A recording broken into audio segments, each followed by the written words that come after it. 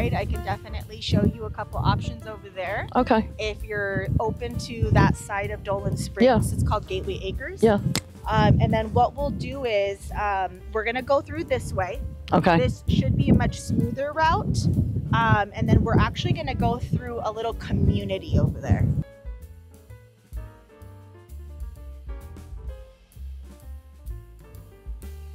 In actuality, if this property were to get developed, Amana Road, the legal road for Mojave County, would be going this way. Does that make sense? It's hard to see it because it's undeveloped. Yeah, yeah. But you know, if say you bought this property, you called county and said, hey, so I just bought this property on Amana Road. What do I need to do to get this road graded out that you guys own, right? And then typically they'll provide you the sources to do that, and Amana Road will be graded out for you, right, if you requested it. Or did it yourself, but since it's through Mojave County Registered Road, go that route first. These properties are residential unless they get special permitted. Okay. Yeah, so I can tell you that this whole area is going to be residential agricultural unless a special permit has been done. Okay. So anyway, so the front part of the home, right, or where the driveway would come in, would be Amana Road. So you'd be entering the property this way, you know. Yeah. It's another property I want to show you. It's actually nearby. It's B. The reason why I picked these two is because power is available. You can see power poles. As long as you see power poles, that is a great sign because you know it's not that far away from development. So they're saying 500 feet. Do you know what they do with you with the 500 feet? They give you... It's about 550 feet that they'll give you free at no cost. And then every foot after that that's needed, right? So say you have a power pole right at the front of your property and you need to bring extensions in, Unisource will charge you, after the 550, they'll charge you about $25 to $30 a foot. The front of the property, and this is along the side. So you're actually on the you're a corner lot on this one. Power extension would probably cost you nothing because again it's at the corner, so if you needed to bring the power lines in, you know, to the house, it's gonna cost you nothing. It's gonna cost you nothing for power. So you would just have to pay for septic, probably. What do you mean it costs me nothing for power? What do you mean? So there's a power pole, which means that power is available at this property, and then if you're going to be needing power to develop this property and put a structure in, Mojave County gives you up to 550 feet. Oh, but I still have to pay for the other... You'll pay your monthly bill, but as far as extension, we're talking about extension, you won't have to pay additional fee for extension. Oh. Yeah. So just, I would give the 500 feet and then I would just pay the bills? Yeah, you would just pay your regular electricity bill. So, that's say the excellent. Say the power pole was over there and you needed to bring power to this, to the extension lines. Right. You're given 550 feet free. Right. And then anything after that, we'll say it's 1,000 feet, right? You're going to have to pay 30 times about 500, so 5 to 15, right? $1,500 just to bring extensions in. Since you have power at the corner. At the corner, I don't. You essentially would end up not having to. I don't know, weird. Okay, and I would tell them, this is what I want to do. Are we going to have an issue? Yeah. The good thing is that everything's public record. Right. So I can look it up. Right. Yeah, it won't be hard. Mojave County is very friendly. I promise you. Their office is very friendly. All my buyers reach out to them for information on property owners, you know, things like that. I don't know if they'll have contact on file or not. You can always ask. And the requirements and guidelines, I just don't know for sure because I don't handle that. But you know, I just know that it's a permit. It's probably around $750 to $800. And you can get it like dual zoned as well. I don't think there would be a problem with neighbors. I know White Hills definitely has that. So that I'm just not 100% sure. Yeah, I would just have to tell them what I'm doing, and because I don't want to. If they say no, or we have an issue, and it is doable because I have called in the past. I want to say it was probably around 5 or 6 months ago, and I had to talk to them about something else for a client. But I went ahead and asked that permitting question because I have a lot of clients that want to come do.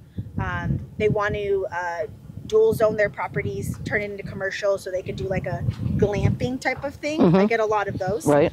And so those also may require special permits. And she had explained to me on the phone, it seemed very simple. She was like, it's just a permit that they need to submit the application, needs to get approved, they need to pay the fee, and then we can dual zone it. And I also have a group of ladies in town that I do talk to. They're lovely. They have So is it true that banks do not finance you out here? they don't have land loans. There is select few lenders that will do land loans if they're $50,000 or higher. And then they have the credit score requirement. Yeah, I have a good credit score now. I spoke to one lender a while back. I want to say, I think it was like 15% down that was required. So they have specific requirements, but there is a few that may do it. But again, it's probably a certain dollar. Right. Okay. So I usually suggest to my land buyers that want to try to get some type of financing in place, either go owner carry, right, where the seller would be willing to be the bank, right, and just take monthly payments. That's fine. Or go to your bank and try to get some type of personal loan, or depending on the dollar amount, maybe a HELOC, line of credit. It doesn't cost you anything, as far as, you only pay the interest on whatever you use. I have banking background, so I'm familiar with the HELOC and line of credit. I'd probably just pay it out. If I could just do like 4 payments and just get it over with. I wouldn't want a monthly payment. Because I'll be dead before it's paid off, but I could do something like that. People are moving off the grid because what's happening in the whole world, not just this country. With the food shortage, and everybody, I'm even thinking of putting a bunker, and if somebody knows how to build it, I would actually do that. I know. I have quite a few that have their primary home in Vegas, and they're like, we want to come out and stay here and work from home. And so they actually end up in White Hills, because White Hills is literally 60 miles to Las Vegas. It's so close. Right. So, and White Hills has a lot of 1 acre lots. Otherwise, I would probably suggest that to you as well. Very secluded. It's actually behind a mountain just to get through. So, really I think cool 1 acre probably. I know. That would be and the bigger lots, we do have 5 acre lots in the back of White Hills. Really nice. They're considered horse property, but again, starting at $45K and up. Right. Yeah. And the air is so clean out here compared to Vegas. This person is selling 2 5-acre lots together, so it's 2 parcel numbers. Benefit to having 2 parcel numbers is for development purposes. So say you want to develop both properties, you put 2 different houses on one, completely sell the other, or rent it out, do whatever you want, and then still have this acre to do what you want. That's not 2 bad. Parcel numbers, it's, This is ideal though, with the electric being that close. Yeah. Yeah. Don't hold me to it, but whatever the development fees may be along the way. Oh yeah, so, there's always, I know, there's always going to be that stuff. Right. Electricity. That's the other thing, the plumbing. Labor of having someone come in to do the electricity, right? Things like that, I wouldn't know. What do they do about plumbing? What do you mean? What do people do with plumbing? How do they do? Septic.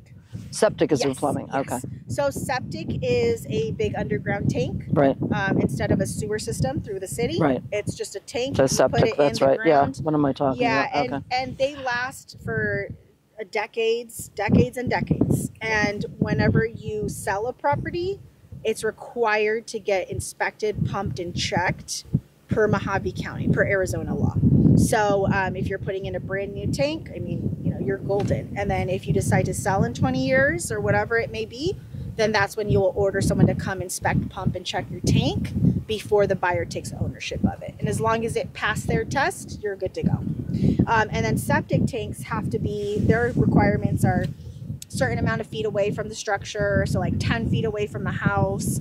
And then they have these things in the ground called leach lines, right? These pipes that go through and actually connect right up to the house and your toilet and your sink and your shower and all of that. Okay. So that's how that works. So septic would probably be an easy 10 grand, right? Give or take, depending on who you go through. There's a couple different people, locally. We have Golden Valley that way. We have someone over there. We have Kingman. And we have Frank Mojave Rancho Lumber over in Dolan, who's fantastic. Okay. Very reputable. Sounds good. At least you're full of all information. Yeah. Most of these realtors out here are not. I know you and I have only talked in text, a few times, but yeah, I was like, I have a feeling she's not comfortable looking at land, because a lot of my, and that was fine. That's why I'm like, I think I need to go with her. And some of my land buyers are like, let's shoot for the coordinates. And I'm like, okay. Well, I can do that from now on, but I know I have to get a 4x4, and then we can do it. Yeah. Dolan is excellent. White Hills, they're all excellent, but topography is going to be a little bit different. Golden Valley is, of course, taking the highway all the way down. You can actually see Golden Valley, those mountains down there. That's Golden Valley. Chloride is out over there. The oldest mining town is Chloride. Very historic. We went by there last time. Yeah, very Chloride. Historical. Yeah. They have the oldest mail system. And then Yucca has a lot of land. Private, a lot of off-grid. Yucca's good. Very dry, right? And then Wickiup is beautiful. That's heading towards like Phoenix, right? There's Seligman. So a lot of big acreage, a lot of good prices. I'll send you some 10-acre options, and then we can kind of just talk about it when you have time. That sounds good. We'll connect, and then we'll figure it out. Okay. But if you are trying to stay closer to Vegas, then yes, Golden Valley and this way would probably be. That's why I'm looking. I figured it would be easier. Yeah. Golden Valley has a lot of good size acreages. Well, I think there's electric on this property, so already I'm saving, I don't know, $50,000 to $100,000. I mean, I don't have money to do all this stuff, so that probably would be my best bet at this point.